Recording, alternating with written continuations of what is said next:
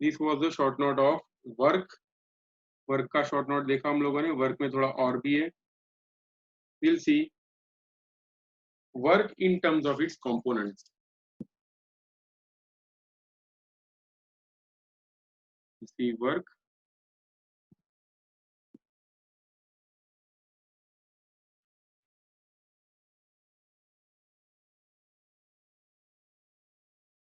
Okay, diagram फिर से बता देता हूँ। देखो ये ऑब्जेक्ट है, ऑब्जेक्ट को हम लोगों ने इस डायरेक्शन में खींचा, ठीक है, we are pulling the object in this direction. अगर हम लोग इस डायरेक्शन में पुल करेंगे ऑब्जेक्ट को, एंड इफ द ऑब्जेक्ट अगर ऐसा हॉरिजॉन्टल मोशन कर रहा है, तो ये वाले केस में वर्क डन कितना होगा, इट विल बी फोर्स जो लगाया वो लेना है, फोर्स लेना है, डी लेना है, और cos of angle between F and D, देखो ना, angle between force and displacement, ये वाला लेना है इसमें। ठीक है, तो फॉर्मूला ऑफ वर्क डन ये वाले केस में कुछ ऐसा होगा।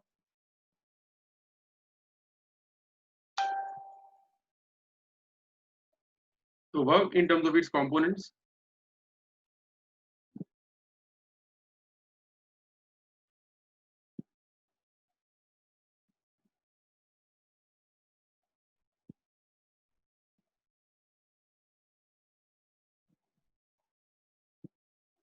देखो वर्क का फॉर्मूला क्या होता है, सॉरी फोर्स का कंपोनेंट, अगर कंपोनेंट्स के टर्म्स में देखें, then the force is given by the formula F is equal to, तो it will be Fx i carat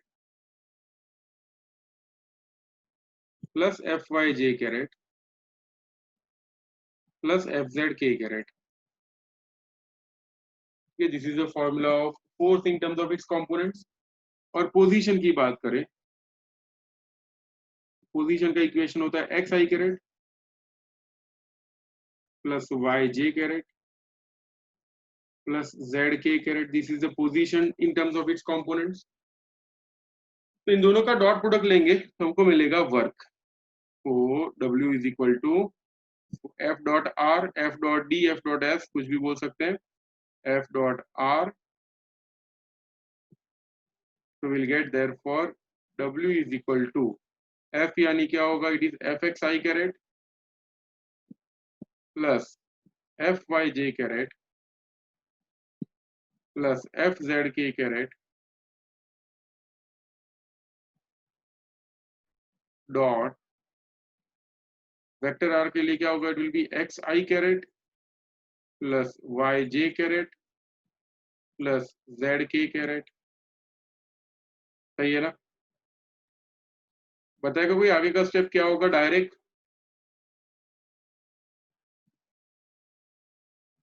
direct याद आ रहा है किसी को?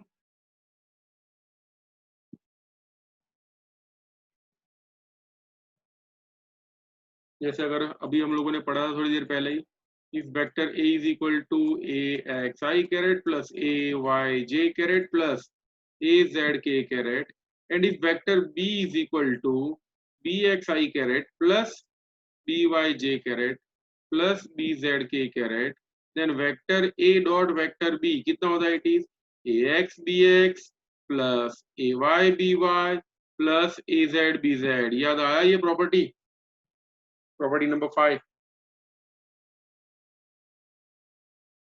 तो सिमिलरली ये वाले केस के लिए क्या आंसर होगा, it will be x F x, ये एक्स सफिक्स में, इसको एक्स स्क्वायर मत कर देना, ये वाला जो एक्स है वो सफिक्स में नीचे, वो इंडिकेट कर रहा है force acting along X direction, not force into X. Plus क्या होगा, Y F Y plus Z F Z. ठीक है, this is the formula of work done. Work done का ये वाला फॉर्मूला होगा in terms of its components. लिखो जल्दी से, then raise your hand when the work are positive and negative.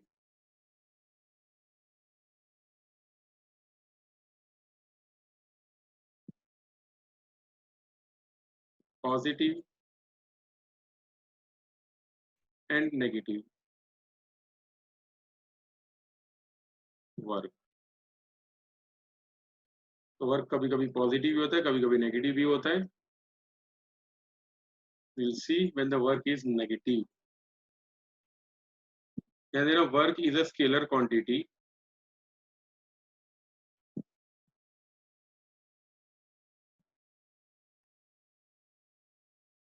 Work is a scalar quantity, but फिर भी negative या पॉजिटिव हो सकता है डिपेंडिंग कि भाई फोर्स और डिस्प्लेसमेंट की डायरेक्शन क्या है। वो प्रॉपर्टीज ऑफ वेक्टर हम लोग बाद में डिस्कस करेंगे स्केलर प्रोडक्ट की, ये टॉपिक खत्म होने के बाद। अभी कहीं से आवाज आई थी, कोई गिर गया ऐसा लग रहा है।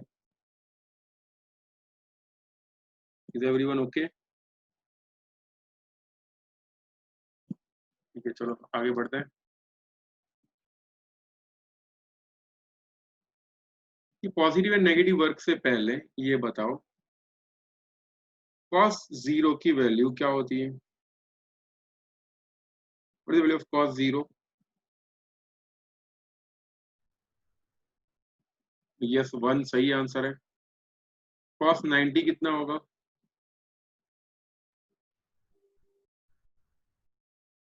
cos 120 कितना होगा?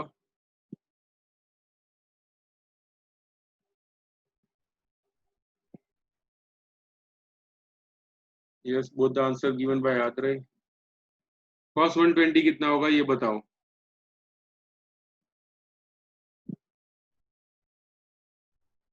-1/2 is correct answer.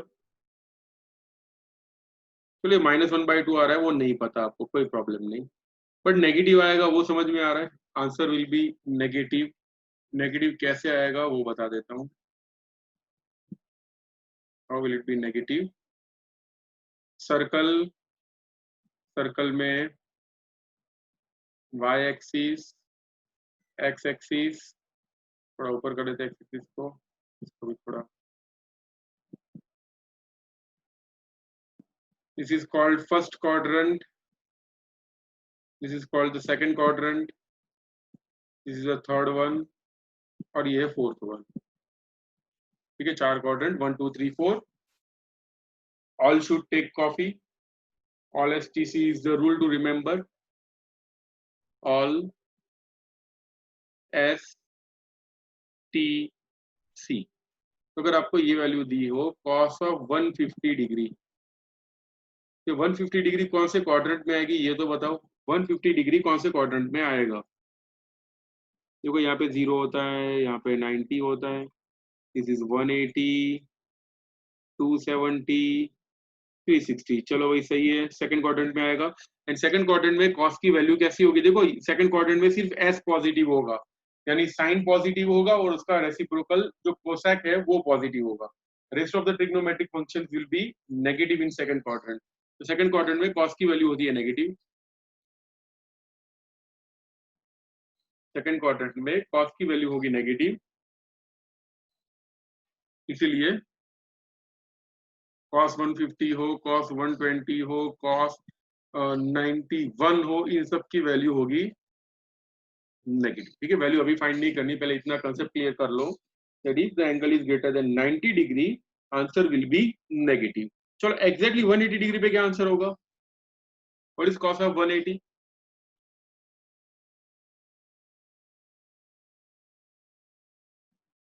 Okay, if theta is greater than 90, but if it is less than,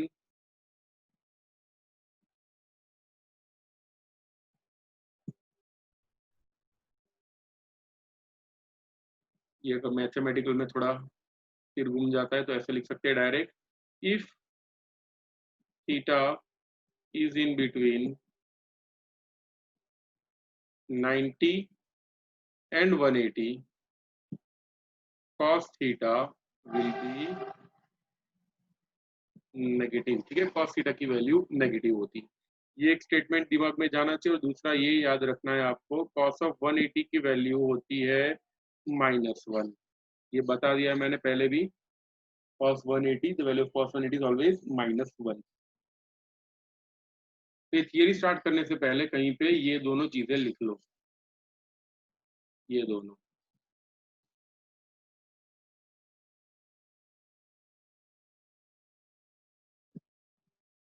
right it down.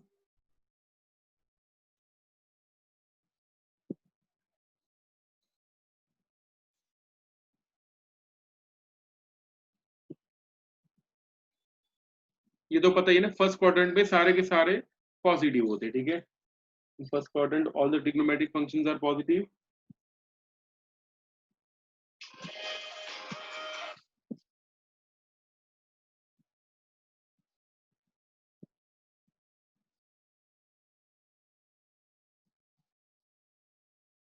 चलो अभी आगे बढ़ते हैं.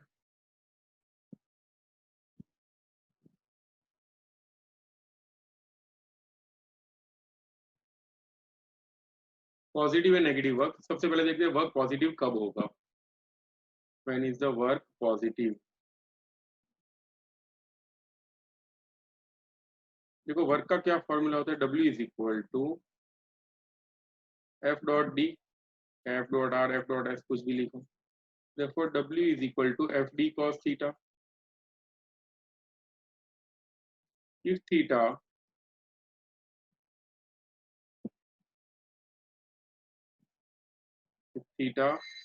if it is greater than 0 or equal to 0, but if it is less than 90 degree, 90 degree यानी pi by 2 भी बोलते हैं.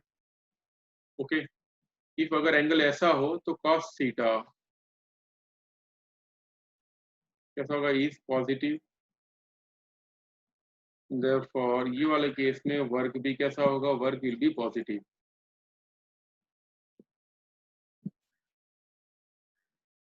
और जब वर्क पॉजिटिव हो then we can say work is done by the system. Sorry, work is done on the system.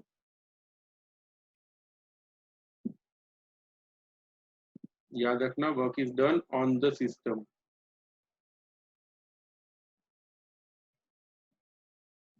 ये on और by का क्या चक्कर है वो मैं बताता हूँ. ठीक है, उसका टेंशन मत लो. तो ये तो बात थी पॉजिटिव की. ठीक है, this was all about the work is positive. अभी नेगेटिव वर्क की बात करते हैं. इधर negative work.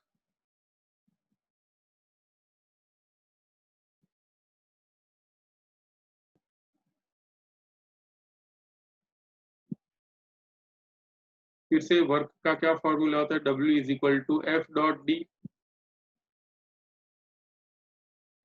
W is equal to F D cos theta. Same कहानी. बट अगर एंगल 90 से ज्यादा हो और 180 यानी पाई से कम हो या उसके इक्वल टू हो तो कॉस थीटा कैसा होगा. सेकंड क्वाड्रेंट में चला जाएगा. The value of cos theta is negative. अगर कॉस नेगेटिव हो देयरफॉर वर्क इज नेगेटिव. ठीक है, वर्क नेगेटिव होगा.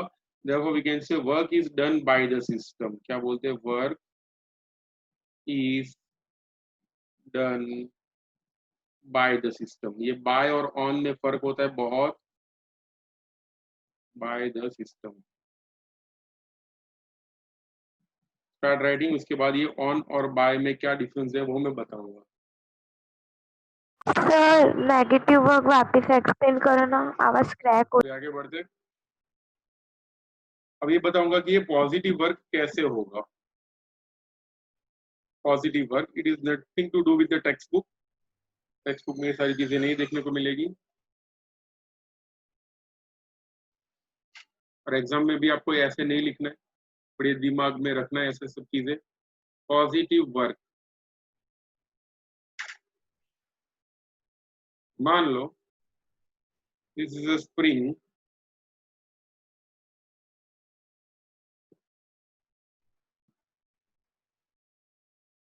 स्प्रिंग ये नहीं है, अभी जो बनेगी वो स्प्रिंग है.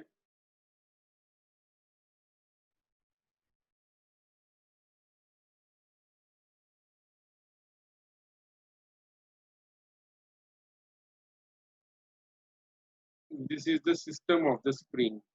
ठीक है, जो स्प्रिंग है वो ऑसिलेट हो सकती है about it's mean position. Spring जो है वो ऐसे ऐसे ऐसे ऐसे it can move like this. ठीक है, ऐसे मूव हो सकती है स्प्रिंग. ये स्प्रिंग. अगर स्प्रिंग को ये सिस्टम हो गई. ठीक है, this is system of the spring. This is the system.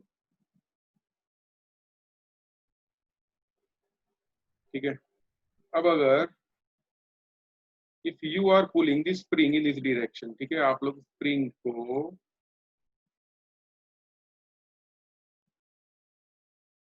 ऐसे खींच रहे हो, ठीक है, you are pulling spring in this direction, spring को खींच के आप लोग एक्स डायरेक्शन में ले जा रहे हो, like this.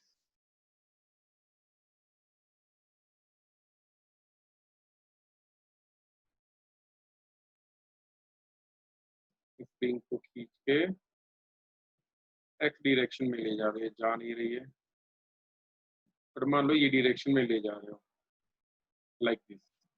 If you pull the spring in this direction, तो आप लोगों ने फोर्स, यानी दिस इज यू, ठीक है,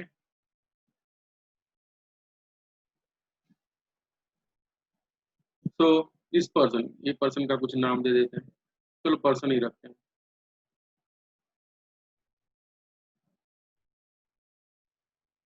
तो ये सिस्टम है और ये पर्सन है, ठीक है।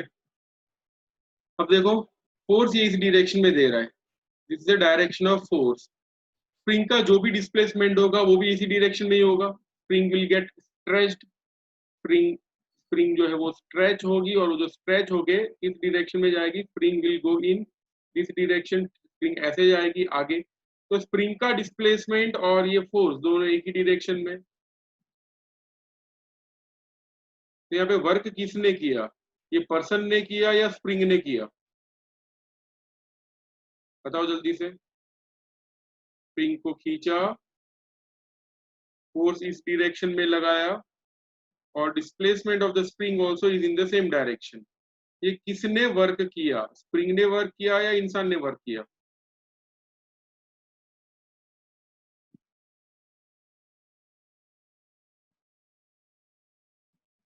पर्सन ने this is the work done by the person. So work is done by the person, किस पे वर्क किया उसने? सिस्टम पे वर्क किया, स्प्रिंग पे वर्क किया। You can say here work is done by the person on the system. So when the work is done on the system, system की बात करें, person को भूल जाओ, by the person तो by ये वाला by नहीं देखना है, system के लिए देखना है, ठीक है। सिस्टम पे वर्क हो रहा है, work is done on the system, तो देयरफॉर ये वाला वर्क कैसा कंसीडर करना है, पॉजिटिव। तो याद रखना, ऑन द सिस्टम पॉजिटिव। देखो यहाँ पे क्या लिखा हुआ है, ऑन द सिस्टम पॉजिटिव, ठीक है। तो if work is done on the system, तो work is said to be positive. और पॉजिटिव क्यों है, बिकॉज फोर्स और डिस्प्लेसमेंट दोनों एक ही डायरेक्शन में है।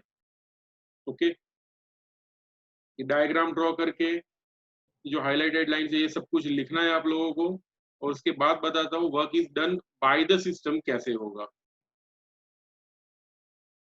अब देखते हैं नेगेटिव वर्क।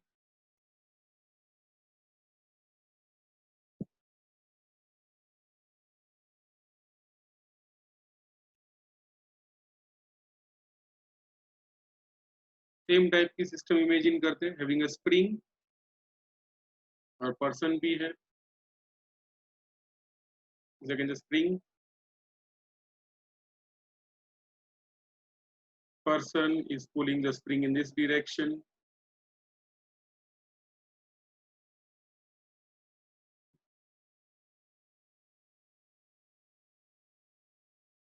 ये इस डायरेक्शन में खींच रहा है। अब ध्यान देना, ये बहुत इंपॉर्टेंट है, पर्सन ने फोर्स लगाया ये डायरेक्शन में, ठीक है, this is the force,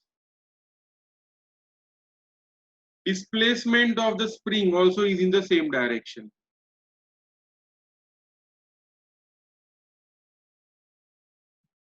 This is the direction of displacement. अब देखो स्प्रिंग को खींचते तो स्प्रिंग भी एक अंदर की तरफ फोर्स लगाती है, that force is called restoring force. जैसे आप लोगों ने एक्सपीरियंस किया होगा, जैसे वो स्प्रिंग वाली पेन होती है, पेन को प्रेस करो, हम लोग फोर्स लगाते हैं नीचे की डायरेक्शन में, तो पेन जो है वो ऊपर की डायरेक्शन में फोर्स लगाती है। If you see any spring, कोई भी स्प्रिंग को, जैसे ये स्प्रिंग है, स्प्रिंग को अगर मैं ऊपर की डायरेक्शन में तो प्रेस करता हूं, तो spring restoring force opposite direction में लगाएगी। अगर स्प्रिंग को खींचेंगे तो वो अंदर की तरफ फोर्स लगा दी, that is called restoring force by spring. ठीक है, स्प्रिंग रिस्टोरिंग फोर्स लगाती है। तो यहाँ पे भी क्या होगा, देखो ये this is the force by person, this is by person,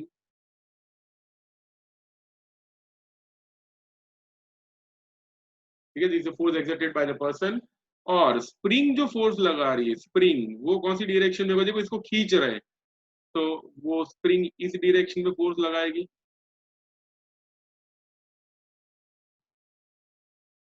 समझ में आ रहा है? ये वाला जो फोर्स होगा वो कौन सा होगा, दैट इज एफ। ये जो भी फोर्स होगा that will be the restoring force, ये एफ होगा। ये फोर्स कौन लगा रहा है, बताएगा कोई? This is force by spring, इसे बोलते हैं restoring force, also called restoring force. Diagram को थोड़ा नीचे ले लेते हैं।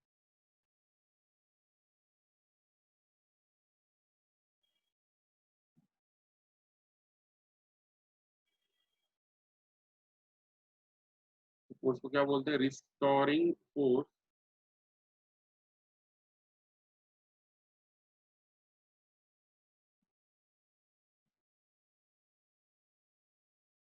ये वाला जो फोर्स लग रहा है वो रिस्टोरिंग फोर्स है, this is the by spring, और we can see it is work done, sorry force by system.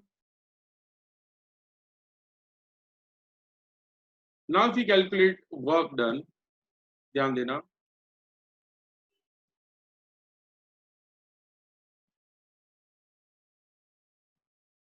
Work done का फॉर्मूला देखो, W इज इक्वल टू क्या होता है, F D cos theta is the formula. ध्यान देना, F D cos theta is the formula. अगर मैं ये फोर्स बाय पर्सन लिखता हूं तो वर्क बाय पर्सन आएगा। फिर से, अगर मैं फोर्स बाय पर्सन लिखूं तो वर्क बाय पर्सन आएगा। अब अगर मैं फोर्स बाय रिस्टोरिंग फोर्स लिखूं या फोर्स बाय सिस्टम लिखूं तो वर्क क्या आएगा, it will B bye the system. समझ में आ रहा है ना? फिर से देखो, W is equal to F D cos theta. अगर फोर्स बाय पर्सन तो वर्क भी क्या होगा, बाय पर्सन। लेकिन अगर फोर्स बाय सिस्टम हो तो वर्क भी क्या हो जाएगा, it will B by system. Time लिख दिया।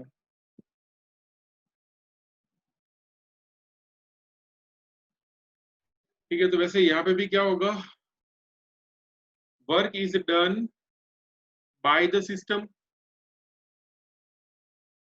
सिस्टम ने वर्क किया। तो I will write W is equal to F into D into cos of 180 degree, या into S into cos of 180 degree. 180 degree क्यों लिया, बिकॉज ये वाला जो फोर्स है ना, बाय द सिस्टम वाला जो फोर्स है, उसके और डिस्प्लेसमेंट के बीच में एंगल कितना है, देखो इट इज 180 डिग्री। और cos 180 की वैल्यू कितनी होती है, -1। W will be minus F S. तो वर्क कैसा आया, नेगेटिव। तो इफ वर्क इज डन, किसने वर्क किया, here work is done by the system, therefore work कैसा होगा, वर्क इज नेगेटिव। ठीक है, वर्क यहाँ पे नेगेटिव हो जाएगा। लिखो जल्दी से, कुछ डाउट हो तो अभी बता दो। यहाँ पे जो लिखा हुआ समझ में आ गया, work is done on the system तो कैसा होगा, it will be positive. Work done by the system it will be negative. Okay, तो ऑन द सिस्टम और बाय द सिस्टम इसमें फर्क होता है, तो याद ऐसे रखना है। ऑन, स्विच ऑन करो, ऑन करना यानी पॉजिटिव, ऐसा याद रखना, ऑन यानी पॉजिटिव। ओके, यानी बस स्विच ऑन करो यानी स्विच को पॉजिटिव करो, ऐसा याद रखना। एंड बाय हो तो नेगेटिव ऑब्वियसली हो जाएगा। ऑन के लिए पॉजिटिव याद रखो तो बाय के लिए ऑटोमेटिकली नेगेटिव याद आ जाएगा।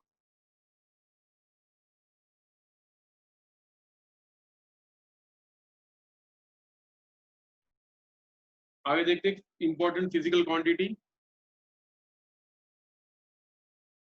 सॉरी एक और रह गया, zero work.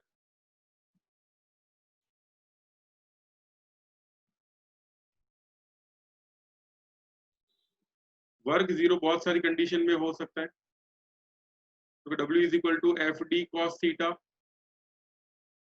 This is the formula. तो work can be zero if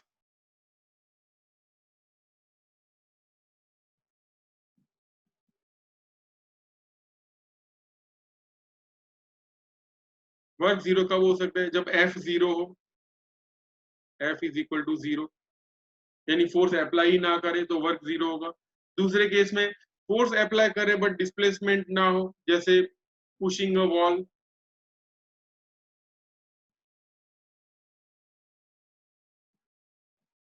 या फिर वर्क फोर्स और डिस्प्लेसमेंट दोनों के बीच में एंगल 90 हो,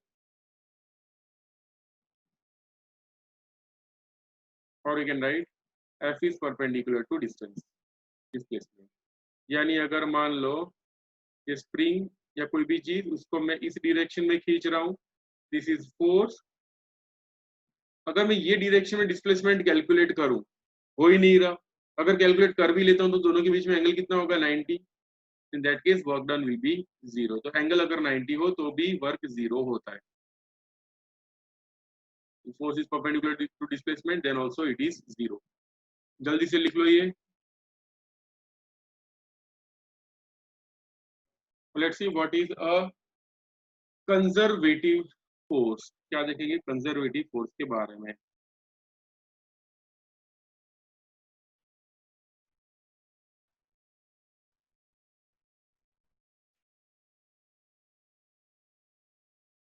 conservative force is defined on the basis of work done, किस टाइप का वर्क डन हो रहा है उसके बेसिस पे कंजर्वेटिव फोर्स है या नहीं है वो डिपेंड करेगा। तो पहले एकदम इजी लैंग्वेज में समझ लेते हैं कि कंजर्वेटिव फोर्स क्या होता है। मान लो ये बिल्डिंग है,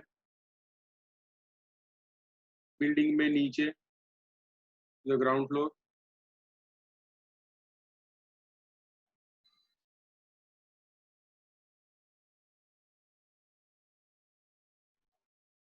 बिल्डिंग के नीचे यहाँ पे m जितना मास पड़ा हुआ है, ठीक है, m is the mass at the bottom of the building.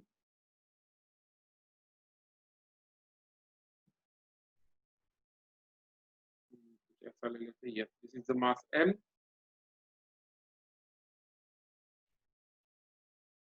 kept at the bottom। अगर इसको मैं हाइट h तक ले जाता हूँ, हाइट h कौन सी है, दिस हाइट इज h, नीचे से ऊपर तक का ये टोटल हाइट है h। अगर मैं ये बॉक्स को उठा के, ये हम बाजू में रख देते हैं, ये बॉक्स को उठा के नीचे से ऊपर ले जाता हूँ, ठीक है, ले जाने के अलग अलग मेथड है, मैं उसको ऐसे घुमा फिरा के सीढ़ियों से ले जाता हूँ लाइक दिस, फिर ऊपर ले आया, या फिर किसी रस्सी से पुल कर रहा हूँ like this, someone is pulling that, rope से कोई खींच रहा है ऊपर की तरफ, और फिर उसे ऊपर ले आ रहा है, या फिर मैं कोई हेलीकॉप्टर हायर करके उसको नीचे से ऊपर ले जाता हूँ, ठीक है। कोई भी केस में उसकी जो फाइनल पोटेंशियल एनर्जी होगी, do you know what is the equation of potential energy, ये बताओ पहले। पोटेंशियल एनर्जी का इक्वेशन पता है आप लोगों को, ग्रेविटेशनल पोटेंशियल एनर्जी, बता देता हूँ, आगे डिटेल में पढ़ने वाले हैं। पोटेंशियल एनर्जी का इक्वेशन है PE is equal to M G H, M G H, ठीक है, एम डी एच नहीं बोला, एम जी एच बोलो, that is the equation of potential energy, will derive this equation, don't worry. Potential energy का equation होता है M G H, okay. तो अगर ये वाला ये जो ब्लॉक है, ये ब्लॉक पे मैं नीचे से ऊपर ले जा रहा हूँ, फर्स्ट केस में मान लो एम जी एच है, अगर मैं इसको यहाँ पे ऐसे घुमा फिरा के फिर ऊपर ले जाऊं, बताओ ये वाले केस में पोटेंशियल एनर्जी फाइनली कितनी होगी। Do you think there will be some change in potential energy if we change the path?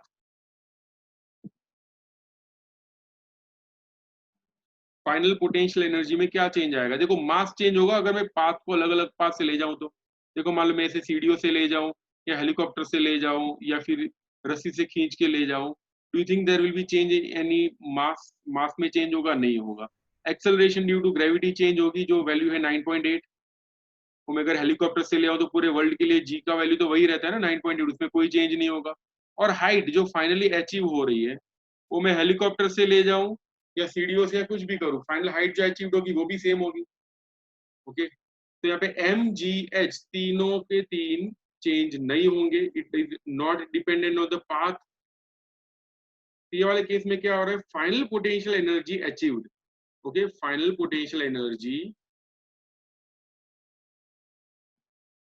कितनी होगी, it will B mgh, it is independent of the path, path पे बिल्कुल भी depend नहीं कर रहा है इस केस में। If it is independent of mass, then we can say it is called conservative force. इसे क्या बोलेंगे, this is called conservative force, this type of field is called conservative field. जैसे केमिस्ट्री में आप लोगों ने शायद पढ़ा होगा, स्टेट फंक्शन पढ़ा है, बाकी है स्टेट फंक्शन।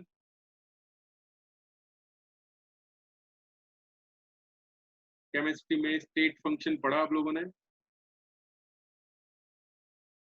बाकी है। ओके, तो स्टेट फंक्शन में ऐसा कुछ है, फिर जो फाइनल पोजीशन होती है, फाइनल जो भी रिएक्टेंट वगैरह कुछ होता है, it is independent of the path of the reaction. तो वैसे यहाँ पे भी ऐसा होगा, यहाँ पे जो फाइनल एनर्जी अचीव्ड हो रही है, it is independent of the path, कोई भी पाथ से ऊपर ले जाओ फाइनल एनर्जी वही रहती है, कितनी, it is mgh। Such a type of field is called conservative field, and the forces acting in conservative field are called conservative forces. तो मैं लिख के बताता हूँ ये सब क्या है।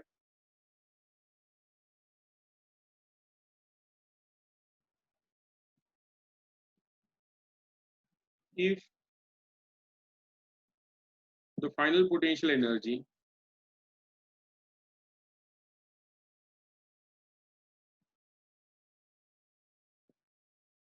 of a system doesn't depend on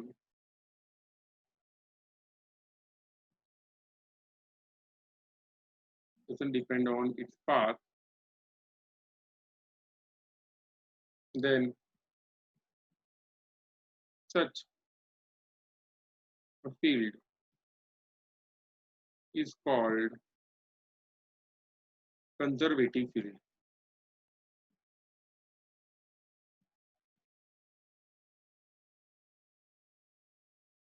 Forces acting in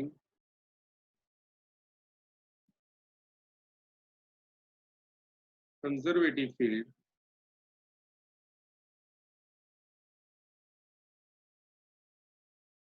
are called conservative forces।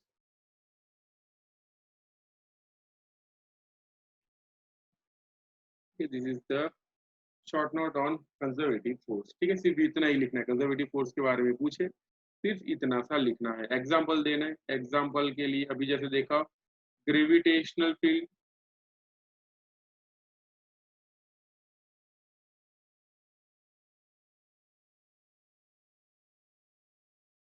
is a conservative field,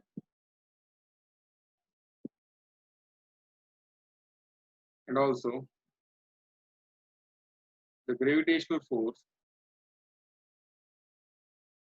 is conservative। ठीक है, लिखो जल्दी से and then raise your hand. चलो अभी आगे देखते हैं। Next theory is non conservative force. ये जो है कंजर्वेटिव, उसके आगे मैं नॉन लगाऊंगा, आप लोगों को तो पूरी मेहनत करनी पड़ेगी। यहाँ पे आएगा नॉन कंजर्वेटिव फोर्स, चेंज कहाँ कहाँ पे होगा, एक तो यहाँ पे, इसको मैं निकाल दूंगा।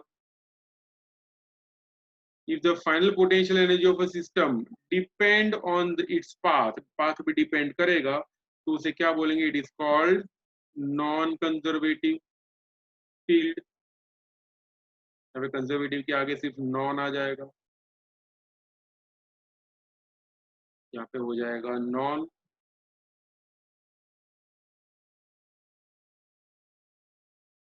ठीक है, forces acting in non-conservative field are called non-conservative forces. Example है, बताएगा कोई एग्जाम्पल जो पाथ पे डिपेंड करे?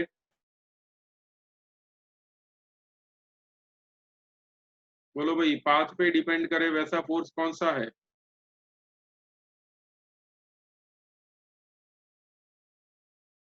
बोलो जल्दी से, पाथ पे डिपेंड करेगा।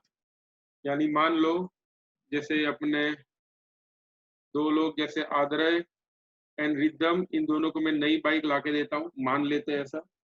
ओके, ये दोनों अपनी स्कूल पे जा रहे हैं, इस एचबी के स्कूल। एक जो है वो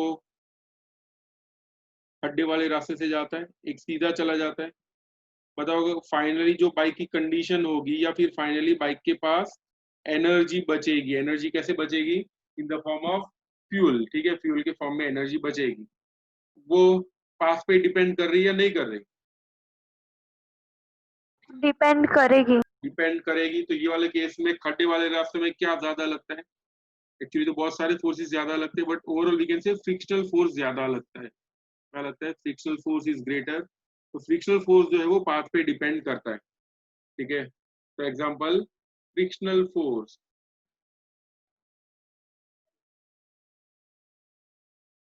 is a conservative force, sorry, is a non conservative force। वो पाथ पे डिपेंड करता है।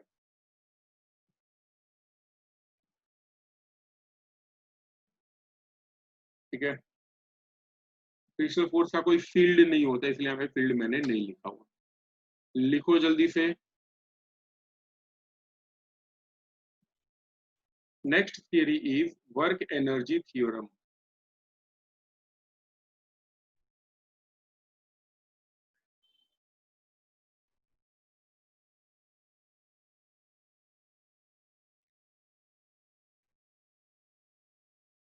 Work energy theorem says that work done,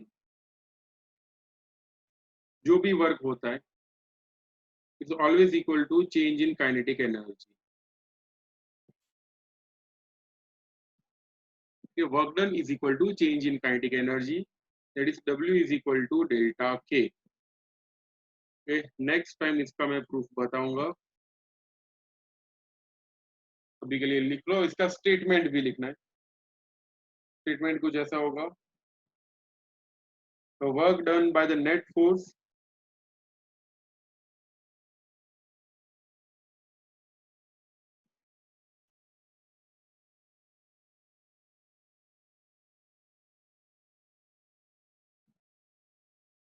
acting on a body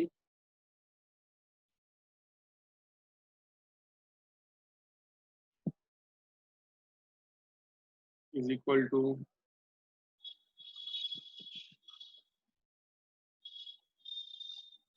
change in the kinetic energy of the body। ठीक है, इसका proof हम लोग next lecture में देखेंगे।